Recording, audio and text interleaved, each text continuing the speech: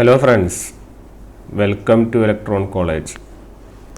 ഇന്ന് നമ്മൾ ഒരു പുതിയ കോഴ്സ് സ്റ്റാർട്ട് ചെയ്യുവാണ്. വളരെ ഇമ്പോർട്ടൻ്റ് ആയിട്ടുള്ള വളരെ വാസ്റ്റ് ആയിട്ടുള്ളൊരു സബ്ജക്റ്റ് നമ്മളിന്ന് സ്റ്റാർട്ട് ചെയ്യാൻ പോവുകയാണ്. വളരെയധികം ഇമ്പോർട്ടൻസും എക്സാമുകളിൽ സ്ഥിരമായിട്ട് ക്വസ്റ്റ്യനുകളും എല്ലാം വരുന്ന ഒരു ഭയങ്കരമായ ഒരു സബ്ജക്റ്റ് തന്നെയാണ് ഇത് വരുന്നത്. അത്രയും ഇമ്പോർട്ടൻസും ഉണ്ട്, നല്ല വെയിറ്റേജും കിട്ടുന്ന സബ്ജക്റ്റാണ്. It is nothing but our power systems. Okay, അപ്പോൾ പവർ സിസ്റ്റംസ് അത്രയും ഇമ്പോർട്ടൻസ് വരുന്നത് അതിൻ്റെ മാർക്ക് ഡിസ്ട്രിബ്യൂഷനിലാണ്. നമുക്കറിയാം, മാർക്ക് ഡിസ്ട്രിബ്യൂഷൻ ഈസ് വെരി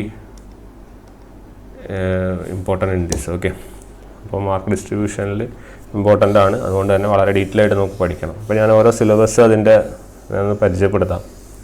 അപ്പോൾ നമ്മൾ സബ് എഞ്ചിനീയർ ലെവലിലാണെങ്കിൽ നമ്മൾ ഈ ഒരു ടൈപ്പിലാണ് നമുക്ക് സിലബസ് വരിക. റിന്യൂവബിൾ എനർജി സോഴ്സുകൾ, ഇങ്ങനെ കൺവെൻഷനലും ഇതൊക്കെ, ജനറേഷൻ, ഡിസ്ട്രിബ്യൂഷൻ, സ്വിച്ച് ഗിയറും കാര്യങ്ങളും.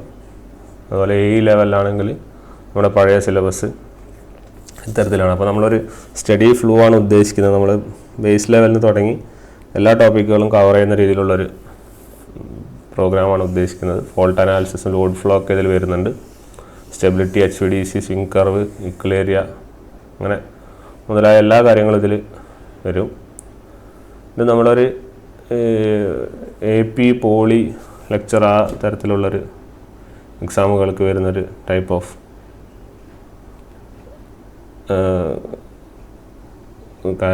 കാര്യങ്ങളാണ് വരുന്നത്. ഓക്കെ, അപ്പോൾ ഇത് നമ്മൾ ഇതിനടുത്ത് കാണുന്ന ഇൻസ്ട്രക്ടർ ഗൈഡുമാണ്. അപ്പോൾ ഇതെല്ലാം നിങ്ങൾ സിലബസ് നോട്ട് ചെയ്യണം. നമ്മൾ ആ സിലബസിനനുസരിച്ചിട്ടാണ് നമ്മൾ, അപ്പോൾ ഇതാണ് ഒരു ബേസ് സിലബസ് എന്ന് നമ്മൾ പറയുന്നത്. അപ്പോൾ ഇതിനനുസരിച്ച് നമ്മൾ കാര്യങ്ങൾ മുന്നോട്ട് പോകും. ഓക്കെ,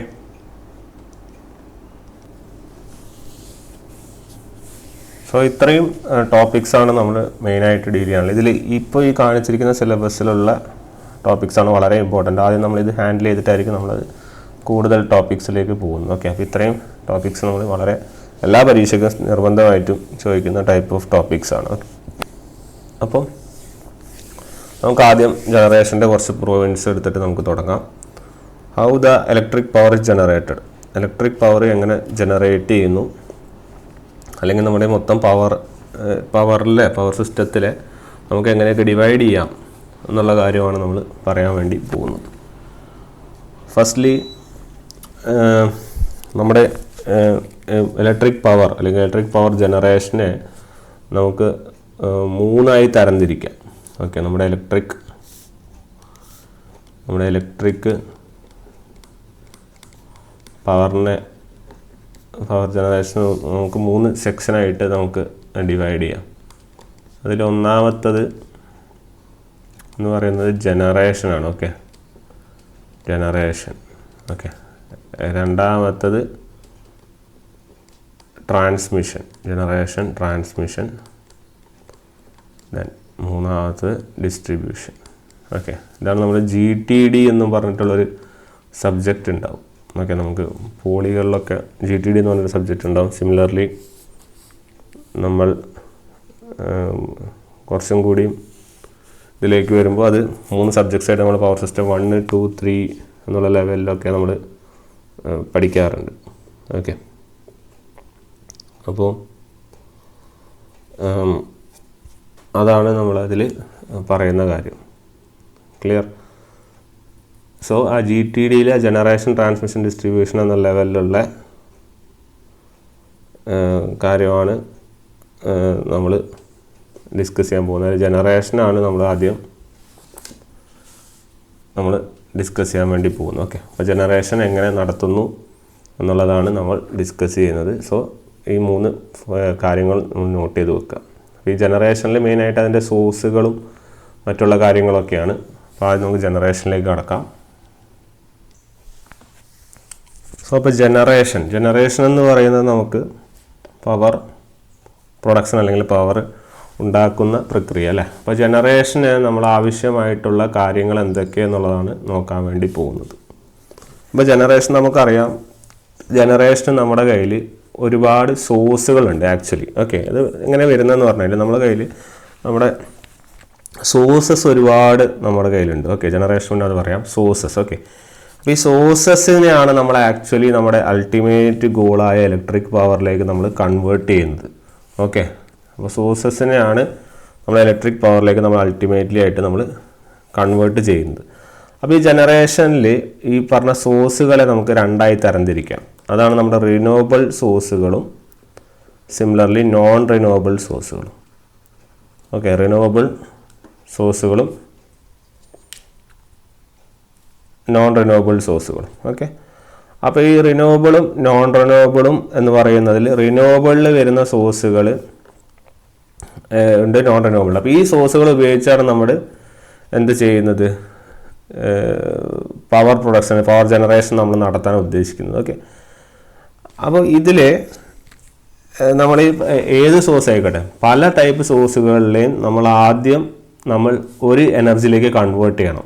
ആ എനർജിയിൽ നിന്ന് മാത്രമേ നമുക്ക് ഇലക്ട്രിക്കൽ എനർജിയിലേക്ക് കൊണ്ടുവരാൻ വേണ്ടി സാധിക്കുകയുള്ളൂ. അപ്പോൾ ഏത് എനർജിയിലേക്കാണ് നമ്മൾ ആദ്യം കൺവേർട്ട് ചെയ്യേണ്ടത് എന്നുള്ള കാര്യം അറിയണം. അതായത് നമ്മുടെ പല ടൈപ്പ് സോഴ്സുകൾ, അതായത് energy is coming from different sources, പല ടൈപ്പ് സോഴ്സുകളിൽ നിന്ന് എനർജി വരുന്നു. ആ എനർജിയെ നമ്മൾ ആദ്യം ഒരു എനർജിയിലേക്ക് കൺവേർട്ട് ചെയ്യാൻ ഒരു കാര്യത്തെ കൊടുക്കും. അത് കഴിഞ്ഞ് പിന്നെ നമ്മുടെ ലാസ്റ്റ് വരുന്ന എനർജി ആണ് നമ്മുടെ ഇലക്ട്രിക്കൽ എനർജി. ഇതാണ് നമ്മുടെ goal.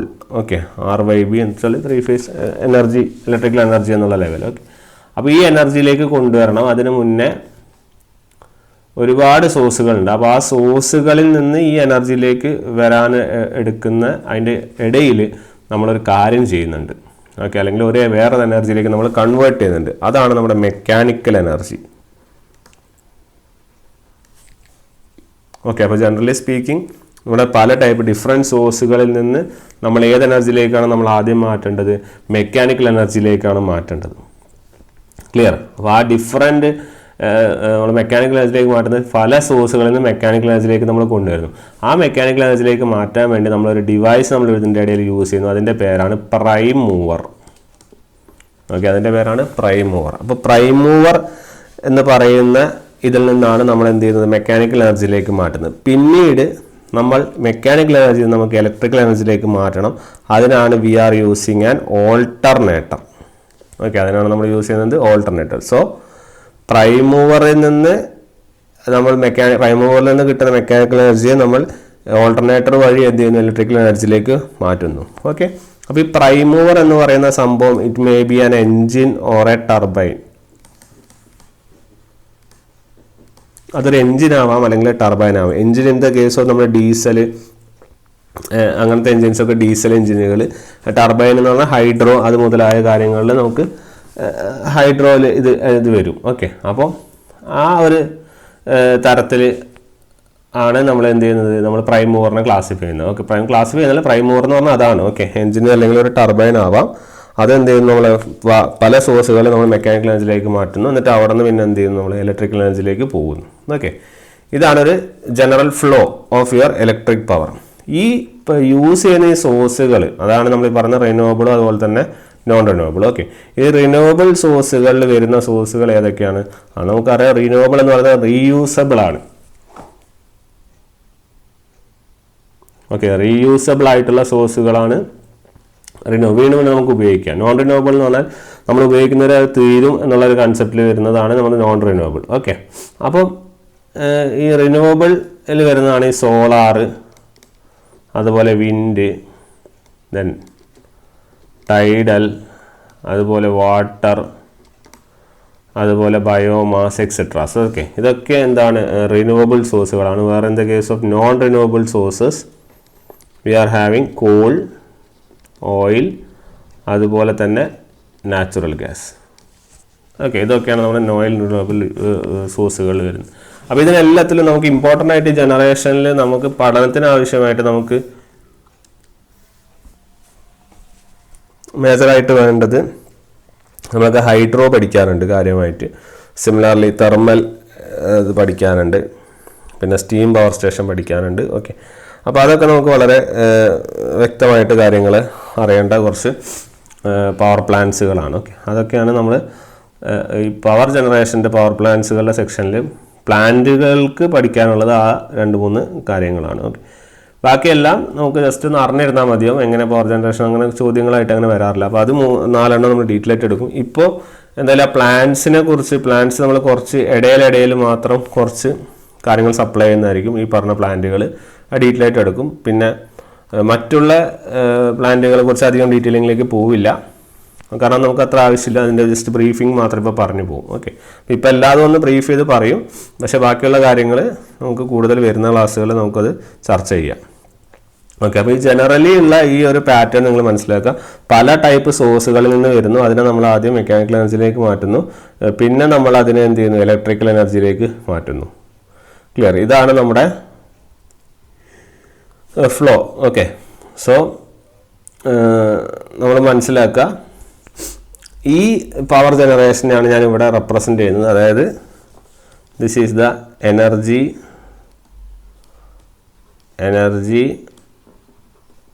from different sources,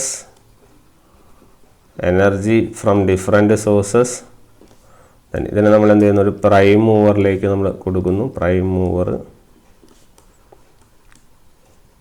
then അത് കഴിഞ്ഞ് നമ്മൾ എന്ത് ചെയ്യുന്നു അറിയാം, അപ്പം അത് കഴിഞ്ഞ് നമ്മൾ ചെയ്യുന്നത് നമ്മൾ ഓൾട്ടർനേറ്ററിൽ കൊടുക്കുന്നു.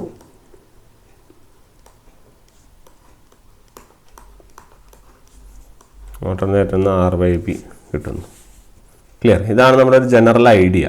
ഓക്കെ, അപ്പോൾ അതായത് ഇവിടുന്ന് പല ടൈപ്പ് സോഴ്സുകൾ നമ്മൾ മെക്കാനിക്കൽ എനർജിയിലേക്ക് മാറ്റുന്നു, അത് കഴിഞ്ഞിട്ട് നമ്മൾ ഓൾട്ടർനേറ്റർ ഏത് എനർജിയിലേക്ക് മാറ്റുന്നു, ഇലക്ട്രിക്കൽ എനർജിയിലേക്ക് മാറ്റുന്നു. ഇവിടെ ഓർക്കേണ്ട പോയിന്റ്, പ്രൈം മൂവർ എന്ന് പറയുന്നത് നമ്മളൊരു എഞ്ചിൻ അല്ലെങ്കിൽ ഒരു ടർബൈൻ ആയിരിക്കും എന്നുള്ള കാര്യം നോട്ട് ചെയ്ത് വെക്കുക. അത് വളരെ ഇമ്പോർട്ടൻ്റ് ആയിട്ടുള്ളൊരു ഐഡിയ ആണ്.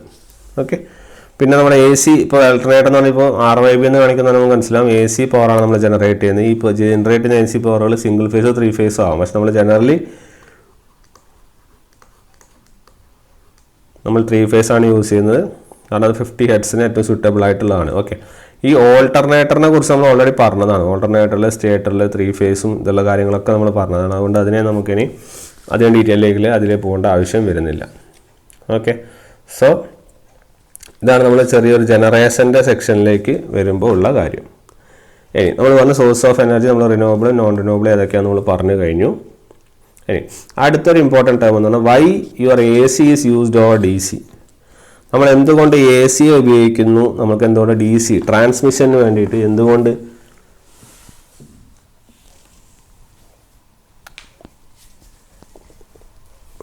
നമ്മൾ DC പ്രിഫർ ചെയ്യുന്നില്ല എന്നുള്ളതാണ് അതിൻ്റെ ചോദ്യം.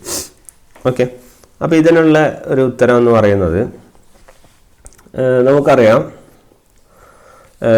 2-3 റീസണുകളാണുള്ളത്. ഓക്കെ, ഒന്നാമത്തെ കാര്യം എന്ന് വെച്ചാൽ നമ്മൾ AC എന്ന് പറയുന്നത്, അല്ലെങ്കിൽ നമ്മൾ പറയുന്നത് ഈ why AC is used is we need high voltage transmission.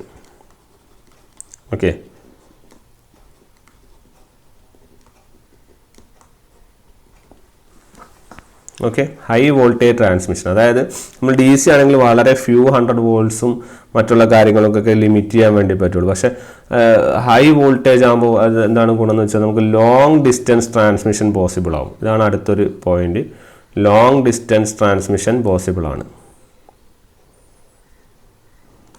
Okay, long distance, അപ്പോൾ high voltage transmission, long distance transmission. അതോടൊപ്പം തന്നെ ഒരു കാര്യം എന്ന് പറയുന്നത്, it can be easily or it is better to adjust the voltage. അല്ലെങ്കിൽ AC വോൾട്ടേജിനെ നമുക്ക് എന്ത് ചെയ്യാം, AC വോൾട്ടേജിനെ കൂട്ടുകയോ അല്ലെങ്കിൽ കുറയ്ക്കുകയോ നമുക്ക് ചെയ്യാം. അതിൻ്റെ ആരെ യൂസ് ചെയ്തിട്ട് നമുക്ക് ട്രാൻസ്ഫോമറിനെ യൂസ് ചെയ്തിട്ട് നമുക്ക് അത് എന്ത് ചെയ്യാം. ഓക്കെ, അപ്പോൾ സ്റ്റെപ്പ് ഡൗണും സ്റ്റെപ്പ് അപ്പും ഒക്കെ നമുക്ക് ഈസിയർ ആയിട്ട് ഇതിൻ്റെ അകത്ത് നടക്കും എന്നുള്ളതാണ് അതിൻ്റെ കൺസെപ്റ്റ്. DC സിസ്റ്റത്തിലാണെങ്കിൽ ഭയങ്കര കോംപ്ലക്സ് സിസ്റ്റമാണ്, അത് അതിൽ പറ്റില്ല. Okay, so 3 അഡ്വാൻറ്റേജുകളാണ്. നമുക്ക് ഹൈ വോൾട്ടേജ് ട്രാൻസ്മിറ്റ് ചെയ്യണമെങ്കിൽ നമ്മൾ ഏത് ഉപയോഗിച്ചേ പറ്റുള്ളൂ, AC ഉപയോഗിച്ചേ പറ്റുള്ളൂ. അതുപോലെ ലോങ് ഡിസ്റ്റൻസ് ട്രാൻസ്മിഷനും നമ്മൾ AC തന്നെ ഉപയോഗിക്കണം. ഓക്കെ, ഇനി അങ്ങനെ എന്തുകൊണ്ടാണ് നമ്മളത് പറയുന്നതിനൊരു ക്ലാരിറ്റിയോട് വരുത്താം. നമുക്കറിയാം, ഇപ്പം സപ്പോസ് നമുക്ക് സെൻഡ് ചെയ്യേണ്ട ഒരു പവർ എന്ന് പറഞ്ഞാൽ 1 മെഗാവാട്ട് പവറാണ് നമുക്ക് സെൻഡ് ചെയ്യേണ്ടതെന്ന് വിചാരിക്കും. Okay, at 250 volt. അതുപോലെ തന്നെ 1 മെഗാവാട്ട്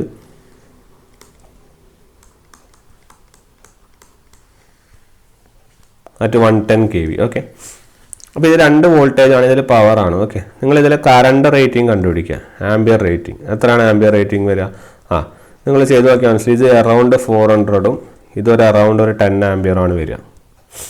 ഓക്കെ, അപ്പോൾ ഇതിൻ്റെ അകത്ത് മനസ്സിലാക്കേണ്ട കാര്യം എന്താണ്, നിങ്ങൾ സെയിം പവർ റേറ്റിംഗ് സെൻഡ് ചെയ്യാൻ വേണ്ടിയിട്ട് നിങ്ങൾ 250 വോൾട്ട് ഉപയോഗിക്കുമ്പോൾ നിങ്ങൾക്ക് എത്ര ആംബിയർ വേണ്ടി വരും? 400 ആംബിയർ വേണ്ടി വരും. അറ്റ് ദ സെയിം ടൈം നിങ്ങൾ 110 kV ഉപയോഗിക്കുകയാണെങ്കിൽ നിങ്ങൾക്ക് 10 ആംബിയർ മാത്രം മതി. ക്ലിയർ?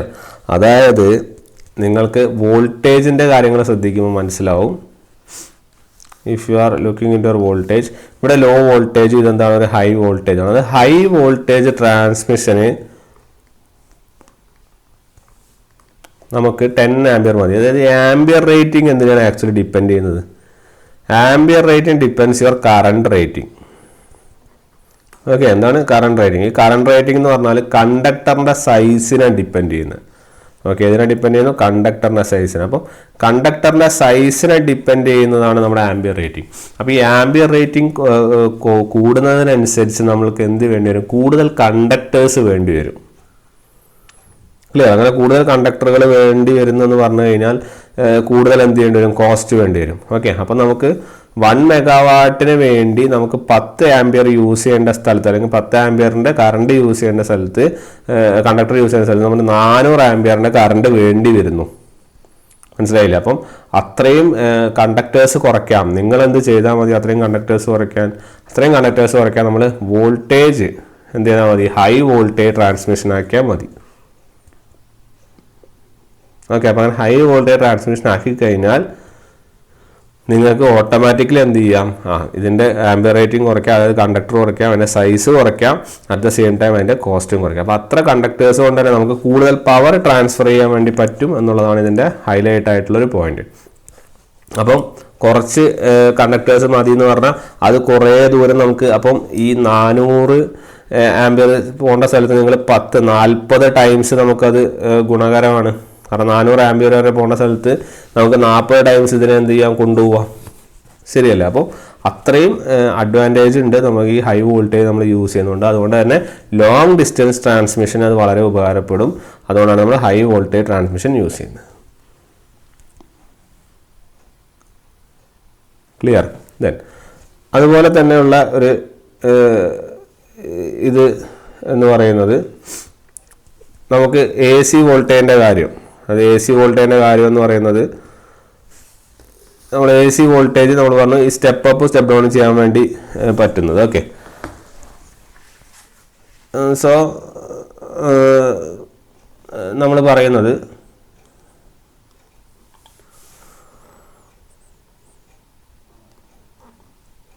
ഇനി നമ്മൾ DC ഉപയോഗിച്ച് കഴിഞ്ഞാൽ എന്താണ് ഇതിൻ്റെ ഒരു പ്രശ്നം നമുക്കൊന്ന് നോക്കാം. അതായത് DC ഉപയോഗിച്ച് കഴിഞ്ഞാൽ നമ്മൾ ഏറ്റവും വലിയ ശരിക്കും ലോസസ് ഉണ്ടാവില്ല ചോദിക്കുമ്പോൾ ലോസസ് ഉണ്ടാവും AC-യിൽ ആക്ച്വലി. ഓക്കെ, പക്ഷേ ഇതിൻ്റെ അഡ്വാൻറ്റേജസ് കൊണ്ട് അതിനെ സപ്രസ് ചെയ്യുന്നതാണ്. ഓക്കെ, ലോസുകൾ ഉണ്ടാവും നമുക്ക് AC-യിൽ, പക്ഷേ ഇൻഡക്റ്റീവും കപ്പാസിറ്ററും ഒക്കെ വരും. അപ്പോൾ ലോസുകൾ ഉണ്ടാവും, പക്ഷേ നമുക്ക് അതിനെക്കാട്ടിയും വലിയ ഉപകാരങ്ങൾ ഈ ഹൈ വോൾട്ടേജും ഇതും കൊണ്ടുള്ളത് കൊണ്ടാണ് നമ്മൾ AC കൂടുതലായിട്ട് നമ്മളതിനെ ഉപയോഗിക്കുന്നത്. DC-യിൽ ഈ പറഞ്ഞ പോലെ ഈ step up step down process ഒന്നത്ര ഈസി അല്ല, it's a complex thing. Okay, അതുകൊണ്ട് DC നമ്മളങ്ങനെ ആരും പ്രിഫർ ചെയ്യാറില്ല. ഓക്കെ, സോ അതാണ് അതിനെക്കുറിച്ച് പറയാനായിട്ടുള്ളത്. അപ്പോൾ ഇതൊക്കെയാണ് അതിൻ്റെ അഡ്വാൻറ്റേജസ്. ദെൻ നമ്മൾ ഈ സോഴ്സസ് ഓഫ് എനർജി പറയുമ്പോൾ നമ്മൾ പറഞ്ഞു നമുക്ക് പല ടൈപ്സ് സോഴ്സ് ഓഫ് എനർജി ഉണ്ട് നേച്ചറിൽ അല്ലേ. അപ്പോൾ അത് പറഞ്ഞു കഴിഞ്ഞു. പ്രൈം മൂവറിൻ്റെ കേസ് പറഞ്ഞു, ഓൾട്ടർനേറ്റർ പറഞ്ഞു അല്ലേ. AC പറഞ്ഞാൽ നമുക്ക് 1 ഫേസിലോ 3 ഫേസ് ജനറേറ്റ് ചെയ്യാം. 3 phase is the most economical അല്ലേ. അപ്പോൾ ഇലക്ട്രിക്കൽ പവർ നമ്മൾ എന്ത് ചെയ്യുന്നു? ഇലക്ട്രിക്കൽ എനർജി നമ്മളിപ്പം പ്രൊഡ്യൂസ് ചെയ്ത ഇലക്ട്രിക്കൽ എനർജി നമ്മൾ എന്ത് ചെയ്യുന്നു? ട്രാൻസ്മിറ്റും ഡിസ്ട്രിബ്യൂട്ടും ചെയ്യുന്നു. ഏതിൻ്റെ സഹായത്തോടുകൂടെ? കണ്ടക്ടേഴ്സ്. അങ്ങനെയാണ് നമുക്ക് കൺസ്യൂമറായ നമുക്കത് കിട്ടുന്നത് എൻഡ് റിസൾട്ടായിട്ട് അല്ലേ, with the help of conductors to various consumers. Okay, ഇനി types of source of energy. നമ്മുടെ കയ്യിൽ മേജറായിട്ട് നമുക്ക് ആവശ്യമുള്ള സോഴ്സുകൾ അല്ലെങ്കിൽ നമ്മൾ പഠിക്കുന്ന സോഴ്സുകൾ എന്ന് പറയുന്നത് സോളാർ എനർജി സിസ്റ്റമാണ്. സോളാർ എനർജി സിസ്റ്റം ഉണ്ട്, പിന്നെ വിൻഡ് എനർജി സിസ്റ്റം, പിന്നെ ഹൈഡ്രോ, അതുപോലെ സ്റ്റീം എന്ന് പറയുന്ന സാധനം തന്നെയാണ് ഈ തെർമൽ. സ്റ്റീം എന്ന് പറയുന്ന സാധനം എന്താണ്? ഈ തെർമൽ. ഓക്കെ. ദെൻ അടുത്തത് diesel, then nuclear. Okay, diesel then nuclear. Okay. So ഈ സോഴ്സുകളുടെ ഒക്കെ ഒരു ജനറൽ യൂട്ടിലൈസേഷൻ, നമ്മുടെ ഇവിടെയുള്ള ജനറൽ യൂട്ടിലൈസേഷനാണ് ഈ കാണിച്ചിരിക്കുന്നത്. നമ്മുടെ കോളും ക്രൂഡ് ഓയിലിൻ്റെയും ഒക്കെ ഒരു എനർജി യൂട്ടിലൈസേഷൻ്റെ ഒരു ഫിഗറാണ് ഇത് ആക്ച്വലി റെപ്രസെൻ്റ് ചെയ്യുന്നത്. ഈ ഒരു ടൈപ്പിലാണ് അതിൻ്റെ മൊത്തത്തിലുള്ള ഷെയർ. ഓക്കെ, നിങ്ങൾക്ക് നോക്കിയാൽ മനസ്സിലാവും. കോള് അല്ലെങ്കിൽ നമ്മുടെ തെർമലാണ് മേജർ ഷെയർ വഹിക്കുന്നത്. ബാക്കിയൊക്കെ റിന്യൂവബിൾസിന് ഇത്രയും ശതമാനമുണ്ട്, പിന്നെ ക്രൂഡ് ഓയിൽ. അങ്ങനെ അത് ഫിഗറിലൂടെ തന്നെ നമുക്കത് വ്യക്തമായിട്ട് കാണാൻ വേണ്ടി സാധിക്കും. ഓക്കെ, ഇത്തരത്തിലാണ് ആ സോഴ്സുകളുടെ കാര്യം പറയുന്നത്. ഇനി നമ്മൾ പറഞ്ഞ കൺവെൻഷണൽ നോൺ കൺവെൻഷണലിൻ്റെയും ഭാഗമായിട്ടുള്ള കുറച്ച് പോയിന്റ്സ് ആണ്. അതായത് non conventional energy source, energy conventional source. Okay, എന്താണ് ഈ നോൺ കൺവെൻഷണൽ എനർജിയും കൺവെൻഷണൽ എനർജിയും? നോൺ കൺവെൻഷണൽ എന്ന് പറയുന്ന സാധനമാണ് നമ്മുടെ renewable energy sources. Okay, renewable energy sources.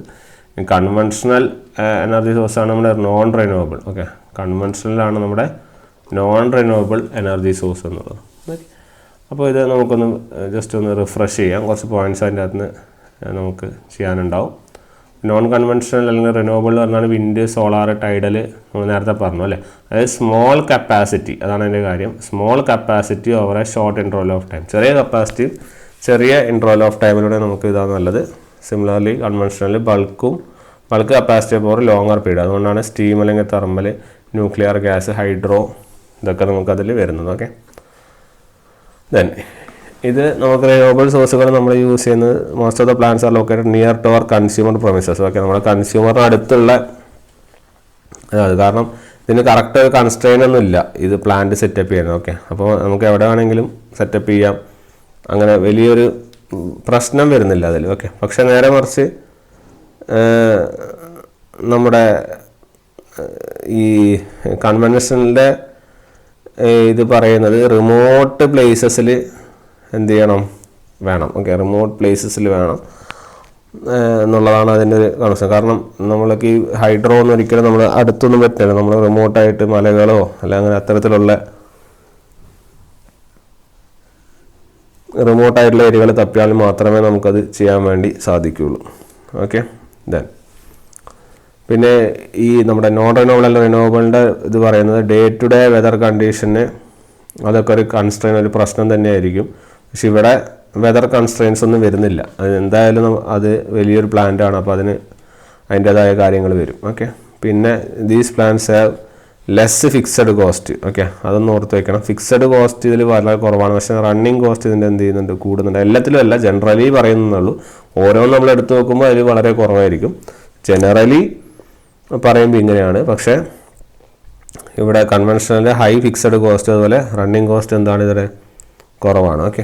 പിന്നെ ഇതിൽ പറയുന്നത് ഇതൊക്കെ പീക്ക് ലോഡ് ഡിമാൻഡ് മീറ്റ് ചെയ്യാൻ പറ്റിയ സാധനം. പീക്ക് ലോഡ് ഇനി പറയുക എന്താണെന്ന്, except geothermal peak load അല്ല വരുന്നത്. അപ്പോൾ ഇത് ഈ നോൺ കൺവെൻഷണൽ ജനറലി പീക്ക് ലോഡിന് ഗുണകരമായിട്ടുള്ള പീക്ക് ലോഡ് എടുക്കുന്ന ഇതാണ്. ഓക്കെ. പിന്നെ ഇവിടെ അടുത്തത് ഇനി കൺവെൻഷണൽ ബേസ് ലോഡിനുള്ള ഇതാണ്. അതിൽ എക്സെപ്ഷൻ വരുന്ന ഗ്യാസ് പ്ലാന്റുകളാണ് അതിലൊരു എക്സെപ്ഷനായിട്ട് വരുന്നത്. ഓക്കെ.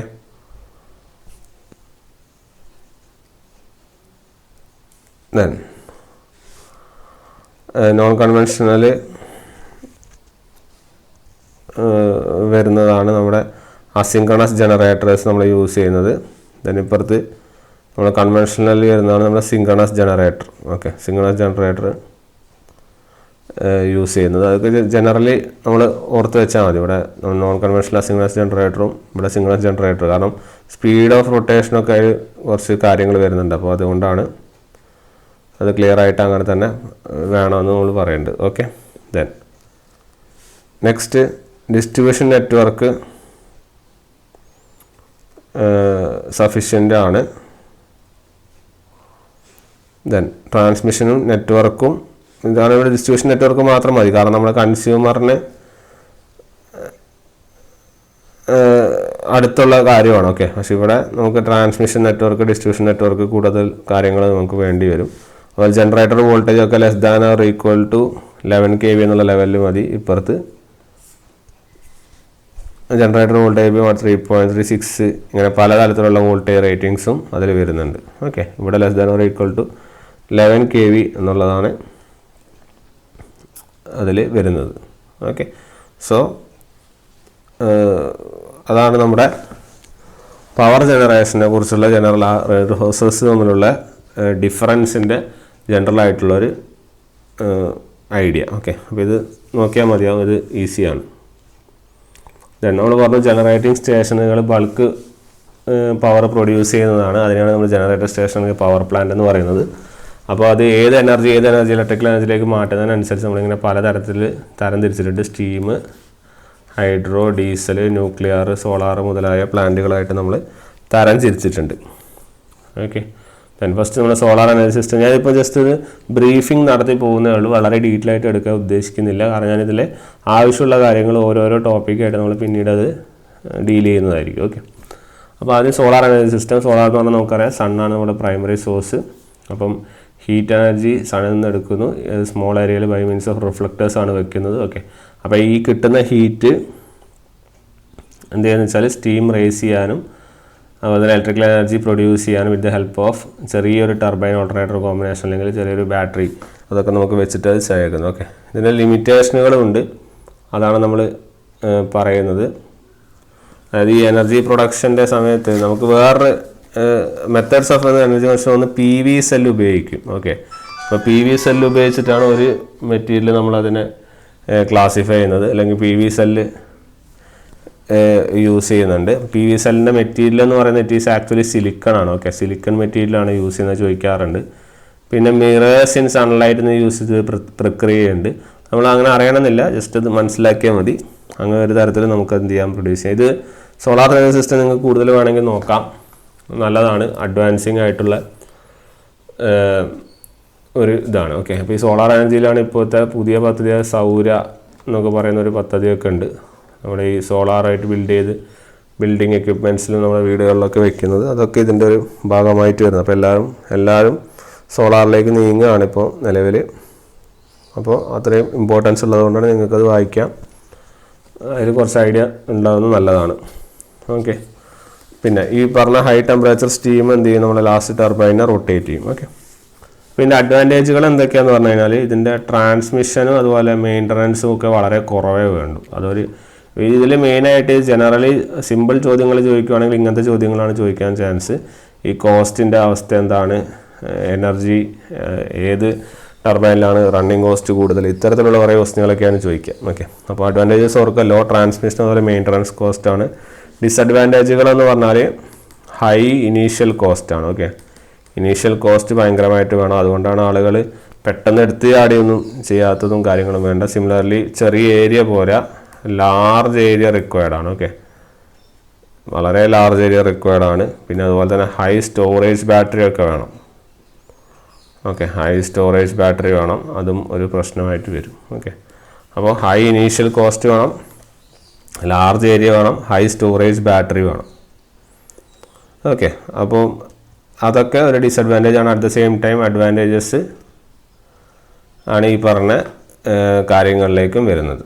ഓക്കെ, അപ്പോൾ ഇങ്ങനത്തെ അഡ്വാൻറ്റേജ് ഡിസഡ്വാൻറ്റേജ് ഒക്കെ ഈ ടോപ്പിക്കിൽ നോക്കി വെച്ചോളൂ, അത് ചോദിക്കാറുണ്ട്. പിന്നെ വിൻഡ് എനർജി സിസ്റ്റവും ഇതുപോലെ തന്നെ വിൻഡ് എനർജിനെ ആദ്യം കൈനറ്റിക് എനർജിയിലേക്ക് മാറ്റും. നമ്മൾ പറഞ്ഞില്ല എപ്പോഴും മെക്കാനിക്കൽ എനർജി തന്നെ വേണമെന്നില്ല. ആ വിൻഡ് എനർജി ഏതെങ്കിലും ഒരു സോഴ്സ് നമുക്ക് ഇലക്ട്രിക്കൽ എനർജിന് മുന്നേ ആ ഇരിക്കുന്ന സോഴ്സിനെ വേറൊരു സോഴ്സിലെ എനർജിയിലേക്ക് സിസ്റ്റത്തിലേക്ക് മാറ്റണം. അതാണിപ്പം കൈനറ്റിക് എനർജിയിലേക്ക് മാറ്റിയത്. അപ്പോൾ ഈ റൊട്ടേറ്റ് ചെയ്യുന്ന കൈനറ്റിക് എനർജി എന്ത് ചെയ്യും, നമ്മൾ ഓൾട്ടർനേറ്ററിനെ റൊട്ടേറ്റ് ചെയ്യും, അല്ലെങ്കിൽ ആ എനർജി കൊണ്ട് റൊട്ടേറ്റ് ചെയ്യും, അതെന്ത് ചെയ്യും, പിന്നെ ഇലക്ട്രിക്കൽ എനർജിയിലേക്ക് മാറും. ഓക്കെ, ഇതിൻ്റെ അഡ്വാൻറ്റേജ് ഡിസഡ്വാൻറ്റേജ് ഏകദേശം വിൻഡും സോളാറൊക്കെ സെയിം ആണ്, ശരിയല്ലേ?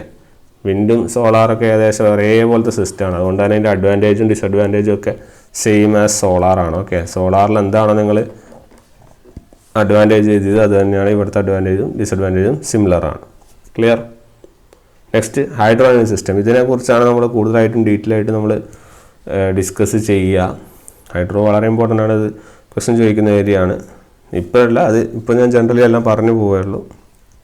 അത് കഴിഞ്ഞിട്ട് ഡിസ്കഷനിലാണ് അത് വരിക. ഓക്കെ, അപ്പം ഹൈഡ്രോൻ്റെ നമുക്കറിയാം, ഒരു ജനറേറ്റിംഗ് സൊല്യൂഷൻ വിറ്റ് utilises the potential energy of water. അതായത് ഹൈറ്റ്, വാട്ടറിൽ വീഴുന്ന ഹൈറ്റ്, ആ ഹൈ ലെവൽ അതൊക്കെ കൺസിഡർ ചെയ്തിട്ടാണ് നമ്മൾ ഹൈഡ്രോ ബിൽഡ് ചെയ്യുന്നത്. Okay, generally located in hilly areas അല്ലേ, ഹില്ലി ഏരിയകളിലാണ് ഉണ്ടാവുക. അതായത് ഡാമുകളൊക്കെ നമുക്ക് ബിൽഡ് ചെയ്യാൻ പറ്റിയ സ്ഥലങ്ങളിലൊക്കെയാണ് ഉണ്ടാവുക.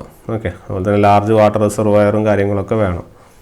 ഓക്കെ, പിന്നെ വാട്ടർ ഹെഡ് ഈസ് കൺസ്ട്രക്റ്റഡ് അല്ലെങ്കിൽ created by construct dam across a river or lake. ഒരു റിവർ ഓർ ലേക്കിൻ്റെ അക്രോസ് ഒരു ഡാം കൺസ്ട്രക്ട് ചെയ്തിട്ടാണ് നമ്മൾ വാട്ടർ നമ്മളെന്ത് സ്റ്റോർ ചെയ്യുന്നതും മറ്റുള്ള കാര്യങ്ങളൊക്കെ ചെയ്യുന്നത് അല്ലേ, നമുക്കറിയാമല്ലോ ഹൈഡ്രോൻ്റെ കാര്യങ്ങൾ. ഓക്കെ ഓക്കെ ഓക്കെ ഇതാണ് ഹൈഡ്രോൻ്റെ ജനറൽ സ്കീമാറ്റിക്. ഇതിനെക്കുറിച്ച് ഞാൻ ഡീറ്റെയിൽ ആയിട്ട് നമ്മൾ ഹൈഡ്രോ ഞാൻ പറഞ്ഞു വളരെ ഡിസ്കഷൻ ചെയ്യാനുണ്ട്.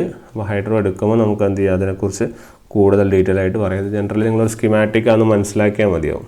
ഓക്കെ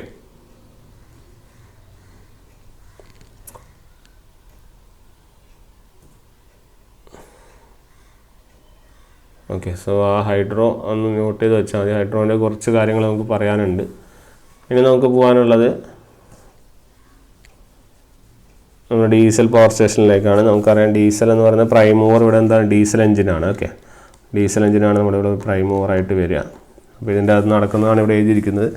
ഡീസൽ എഞ്ചിൻ്റെ അകത്തുള്ള ഡീസൽ എന്ത് ചെയ്യും, ബേൺ ചെയ്യാൻ അതിൻ്റെ പ്രൊഡക്റ്റ് ഒരു വർക്കിംഗ് ഫ്ലൂയിഡായിട്ട് നമുക്ക് മെക്കാനിക്കൽ എനർജി ആയിട്ട് മാറ്റാം. അപ്പോൾ ഈ എഞ്ചിൻ എന്ത് ചെയ്യും, നമ്മുടെ ഓൾട്ടർനേറ്ററിൽ ഡ്രൈവ് ചെയ്യും, ലാസ്റ്റ് നമുക്ക് ഇലക്ട്രിക്കൽ എനർജി കിട്ടും. ഓക്കെ, അതുപോലെ തന്നെ ഡീസൽ എഞ്ചിൻ അല്ലെങ്കിൽ ഡീസൽ പ്രൈം മൂവർ നമുക്കൊരു സ്റ്റാൻഡ് ബൈ സെറ്റ്സ് ആയിട്ട് ഉപയോഗിക്കാം. ഓക്കെ, സ്റ്റാൻഡ് ബൈ ആയിട്ട് ഉപയോഗിക്കാൻ പറ്റുന്ന ഒരു കാര്യമാണ്. ഓക്കെ, നമ്മുടെ ഹോസ്പിറ്റൽസ്, റേഡിയോ സ്റ്റേഷൻസിൽ അങ്ങനത്തേലൊക്കെ ഇപ്പോൾ ഇൻ കേസ് എന്തെങ്കിലും ഒരു പവർ ഫെയിലർ ഉണ്ടായിരുന്നു, നമുക്ക് ഡീസൽ ജനറേറ്ററുകൾ വെച്ച് നമുക്ക് എന്ത് ചെയ്യാം, അതിനെ റൺ. ഡീസൽ ജനറേറ്റർ നിങ്ങൾ കണ്ടിട്ടുണ്ടാവും, വളരെ സ്മോൾ ജനറേറ്ററാണ്. നമുക്ക് പല ബിൽഡിങ്ങുകൾ, ചെറിയ ചെറിയ ബിൽഡിങ്ങുകൾ, ചെറിയ പവർ സപ്ലൈ ആവശ്യമുള്ള സ്ഥലത്ത് വർക്ക് ചെയ്യാൻ പറ്റുന്നൊരു സാധനമാണ്. ഇപ്പോൾ ഈ പറഞ്ഞ റേഡിയോ സ്റ്റേഷന് മുന്നിലും സിനിമ കോംപ്ലക്സിലൊക്കെ നിങ്ങൾ പോയാൽ കാണും ഡീസൽ ജനറേറ്റർ അവിടെ പ്ലേസ് ചെയ്തിട്ടുണ്ടാവും. അത് നമുക്ക് അങ്ങനെ ചെയ്യാവുന്നതാണ്. ഓക്കെ, അപ്പോൾ അതാണ് നമ്മുടെ ഡീസൽ ജനറേറ്ററിൻ്റെ ഒരു കാര്യം. ഓക്കെ, ഡീസൽ ജനറേറ്ററിൽ അഡ്വാൻറ്റേജ് എന്ന് വെച്ചാൽ ഏറ്റവും അഡ്വാൻറ്റേജ് ലെസ് സ്പേസ് മതി. ഓക്കെ, ലെസ് സ്പേസ് മതി. പക്ഷേ ഒരു പ്രശ്നം എന്ന് വെച്ചാൽ ഹൈ റണ്ണിങ് ചാർജ് ആയിരിക്കും. റണ്ണിങ് ചാർജസ് ഭയങ്കര കൂടുതലായിരിക്കും. കാരണം ഡീസൽ ഫ്യൂവൽ നമുക്കറിയാം ചാർജ് കൂടി വരികയാണ്.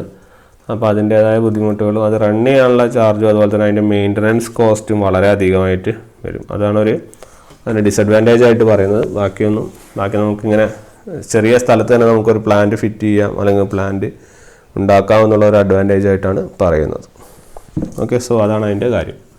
നെക്സ്റ്റ് ന്യൂക്ലിയറിൽ പറയുകയാണെങ്കിൽ ന്യൂക്ലിയർ നമുക്ക് ഇമ്പോർട്ടൻ്റ് ആയിട്ട് പഠിക്കാനുള്ളൊരു ടോപ്പിക്കാണ്. ഇവിടെ ന്യൂക്ലിയർ എനർജിയാണ് ഇലക്ട്രിക്കൽ എനർജിയിലേക്ക് മാറ്റുന്നത്. ഓക്കെ, നമുക്കറിയാം നമ്മൾ അത് അവിടെ യൂസ് ചെയ്യുന്ന ന്യൂക്ലിയറിൽ യൂസ് ചെയ്യുന്ന എലമെൻറ്റുകൾ ഏതൊക്കെയാണ്?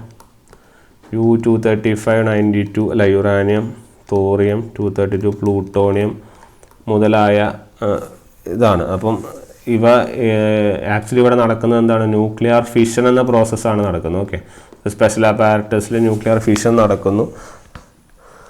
അപ്പോൾ ആ ഫിഷൻ നടക്കുന്ന ഇതിനാണ് നമ്മൾ റിയാക്ടർ എന്ന് പറയുന്നത്. Okay, reactor. ഓക്കെ, അപ്പോൾ ഈ ഇതിലുള്ള ഹീറ്റ് എനർജി റിലീസ് ചെയ്ത heat energy is thus released in raising steam and high temperature and pressure. Steam raise ചെയ്യാൻ സഹായിക്കും. അതെന്ത് ചെയ്യും, നമ്മുടെ ടർബൈനെ നമുക്ക് റൊട്ടേറ്റ് ചെയ്യും. അങ്ങ് റൊട്ടേറ്റ് ചെയ്യുന്നതുകൊണ്ടാണ് ലാസ്റ്റ് അത് കഴിഞ്ഞ് ആ സ്റ്റീം എനർജി എന്ത് ചെയ്യുന്നത്, മെക്കാനിക്കൽ എനർജിയിലേക്ക് എന്ത് ചെയ്യുന്നത് മാറുന്നത്.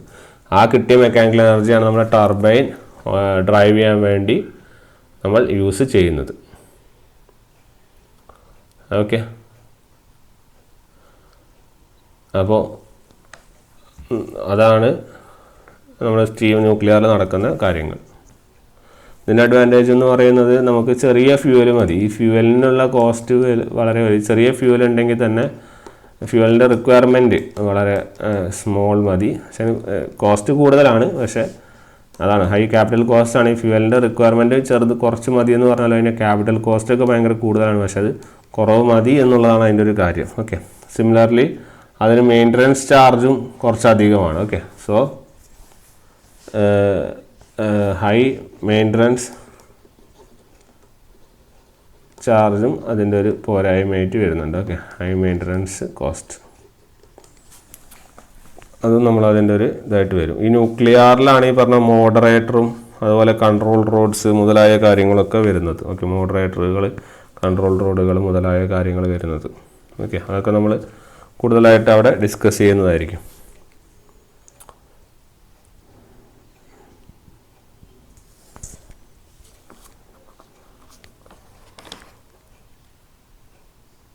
ഓക്കെ, നെക്സ്റ്റ് നമ്മുടെ സ്റ്റീമാണ്. സ്റ്റീം അല്ലെങ്കിൽ നമ്മുടെ തെർമൽ അല്ലേ. തെർമലിൽ എന്താ സംഭവിക്കുന്നത്? നമ്മൾ ഹീറ്റ് എനർജി ഓഫ് കൂൾ കമ്പഷനെ നമ്മൾ എന്ത് ചെയ്യുന്നു? ഇലക്ട്രിക്കൽ എനർജിയിലേക്ക് നമ്മൾ മാറ്റുന്നു. അപ്പോൾ വാട്ട് ഹാപ്പൻസ് ഈസ്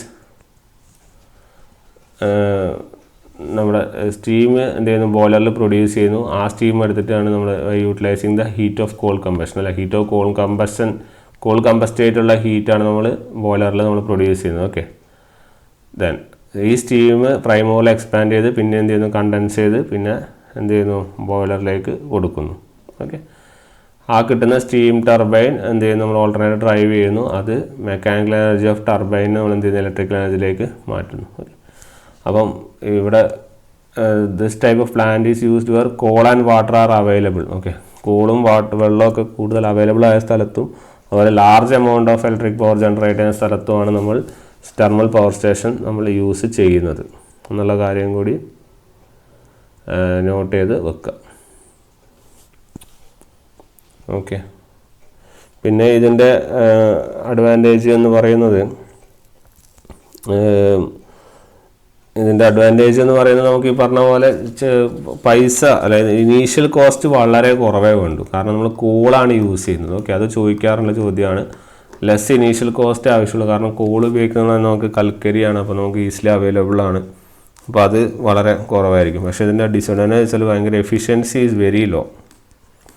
ഓക്കെ, ഏറ്റവും ലോ എഫിഷ്യൻ്റ് ആയിട്ടുള്ളൊരു പ്ലാന്റ് എന്ന് ചോദിച്ചാൽ ഈ പറഞ്ഞ സ്റ്റീം അല്ലെങ്കിൽ തെർമൽ പവർ പ്ലാന്റ് ആണ്. ഓക്കെ, അപ്പോൾ ലെസ് ഇനീഷ്യൽ കോസ്റ്റാണ് ഇവിടെ. എഫിഷ്യൻസി എന്താണ്? വളരെ കുറവാണ്. അതാണ് അതിൻ്റെ ഒരു പ്രശ്നമായിട്ട് വരുന്നത്. ഓക്കെ, ഇവിടെ പറയുന്ന പോലെ എഫിഷ്യൻസി എന്ന് പറയുന്നത്, പിന്നെ ഇതിൽ ഓർക്കണ ഒരു പോയിന്റ്, നമ്മൾ ഈ പറയുന്ന കുറേ ഇതിൻ്റെ വർക്കിംഗ് സൈക്കിളുകളുണ്ട്. ഓക്കെ, അപ്പോൾ ഈ സ്റ്റീം പവർ പ്ലാന്റ് ഒരു റാങ്കൈൻ സൈക്കിളിലാണ് വർക്ക് ചെയ്യുന്നത്. നമ്മൾ ഈ കുറേ സൈക്കിൾ പഠിച്ചിട്ടില്ല, നമ്മൾ ഡീസൽ സൈക്കിൾ, ഓട്ടോ സൈക്കിൾ എന്നൊക്കെ പറയുന്ന മെക്കാനിക്കലിലൊക്കെ ഉള്ളത്. അതേപോലെ റാങ്കൈൻ സൈക്കിളിൻ്റെ പ്രിൻസിപ്പിൾ യൂസ് ചെയ്തിട്ട് വർക്ക് ചെയ്യുന്ന ഏതാണെന്ന് ചോദിച്ചു കഴിഞ്ഞാൽ അതിൻ്റെ ഉത്തരം സ്റ്റീം പ്ലാന്റ് ആണ്. അങ്ങനെ efficiency, overall efficiency of steam power station എന്ന് പറയുന്നത് ആകെ ഒരു 29% ഒക്കെ ഉള്ളൂ. ഓക്കെ, 29%, അപ്പോൾ 30% ഒക്കെ വരുന്നുള്ളൂ. ഓക്കെ, അതിൻ്റെ 29% വരുന്നുള്ളൂ. ഓക്കെ, അപ്പം overall efficiency is law and is about 29%. Okay, then the reason is a huge amount of heat is lost in the condenser, and secondly heat losses occur at various stages of plants. Okay, heat losses കുറേ സ്ഥലത്ത് occur ചെയ്യുന്നുണ്ട്. അതുകൊണ്ടാണ് നമുക്ക് ഈ efficiency കുറവായിട്ട് വരുന്നത്. Similarly thermal എഫിഷ്യൻസിയും കുറവാണ് ഇവിടെ. ഓക്കെ, തെർമൽ എഫിഷ്യൻസി എന്ന് പറഞ്ഞു കഴിഞ്ഞാൽ the ratio of heat equivalent of mechanical energy transmitted to the turbine shaft 2, അതായത് divided by the heat of combustion of coal. It is about വളരെ ലോ ആണ്. ഇതും 30% ഉള്ളൂ. ഓക്കെ, അതും കൂടി നോട്ട് ചെയ്ത് വെക്കാം. പിന്നെ ഓവറോൾ എഫിഷ്യൻസി എന്ന് പറഞ്ഞാൽ rate of heat equivalent of electrical output the heat of combustion of call. അത് രണ്ട് ഫോർമുലകളാണത്. അത് നമുക്ക് നോട്ട് ചെയ്യാം. ഒന്ന് തെർമൽ എഫിഷ്യൻസിയാണ്. തെർമൽ എഫിഷ്യൻസി എന്ന് പറഞ്ഞാൽ heat equivalent of mechanical energy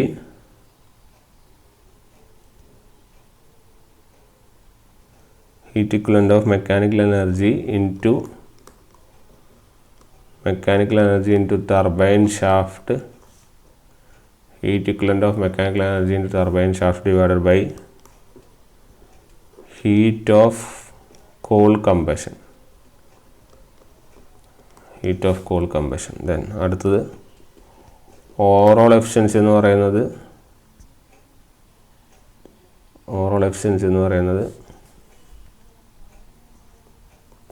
heat equivalent of electrical output divided by heat of coal combustion. Okay, ഇതാണ് ഇതിൻ്റെ ഫോർമുലയായിട്ട് വരുന്നത്. ദെൻ ഓവറോൾ എഫിഷ്യൻസി എന്ന് പറയുന്നത് ഈ പറഞ്ഞ തെർമൽ എഫിഷ്യൻസിയുടെയും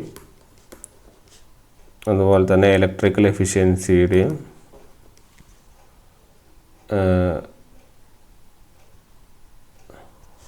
എന്താണ് മൾട്ടിപ്ലിക്കേഷനാണ്. Then overall efficiency is about തന്നെ 29% ആണ് നമ്മുടെ ഓവറോൾ എഫിഷ്യൻസി വരിക. അപ്പം ഇത് ചിലപ്പോൾ വേണമെങ്കിൽ ഒരു കടന്നിട്ടുള്ളൊരു ചോദ്യം ചോദിക്കാം, അതായത് ഈ രണ്ട് എഫിഷ്യൻസികളിൽ ഏതാണ് കുറവ് എന്നൊക്കെ ചോദിക്കാം. ഓക്കെ, അപ്പോൾ മനസ്സിലാക്കുക, overall efficiency is less than the thermal efficiency. Thermal എഫിഷ്യൻസിയേക്കാൾ കുറവാണ് നമ്മുടെ ഓവറോൾ എഫിഷ്യൻസി എന്നുള്ള കാര്യം നോട്ട് ചെയ്യാം. ഓക്കെ, പിന്നെ അടുത്ത് നമ്മുടെ ഗ്യാസ് ടർബൈൻ പ്ലാന്റ് ആണ്. അതൊരു സിമ്പിളാണ്. അപ്പോൾ ഗ്യാസ് ടർബൈൻ പ്ലാന്റ് എന്ന് പറയുന്നത് ഗ്യാസ് ഒരു പ്രൈം മൂവറായിട്ട് ഉപയോഗിക്കുന്നു. ഓക്കെ, അവിടെ എയറാണ് ഒരു വർക്കിംഗ് ഫ്ലൂയിഡ് ആയിട്ടുള്ളത്. ഗ്യാസ് നമുക്ക് അങ്ങനെ പഠിക്കാനില്ല, ബട്ട് സ്റ്റിൽ അതൊന്ന് ജസ്റ്റ് ഇങ്ങനെ ഒരു പ്ലാന്റ് ഉണ്ട്, നിങ്ങൾക്ക് വേണമെങ്കിൽ അത് കാര്യമായിട്ട് നോക്കാം. ഓക്കെ, അപ്പോൾ ഇത് ജനറലി ഉള്ളൊരു ഔട്ട്ലൈനാണ്, അതായത് നിങ്ങൾക്ക് വായിക്കാൻ പറ്റുമെന്ന് ഞാൻ വിശ്വസിക്കുന്നു. നമ്മുടെ സൈറ്റ്, അതായത് നമ്മുടെ പ്ലാന്റിൻ്റെ സൈറ്റുകളിൽ ഇത് സ്റ്റീമാണ് കേട്ടോ, steam, hydro, diesel, nuclear. Okay, hydro,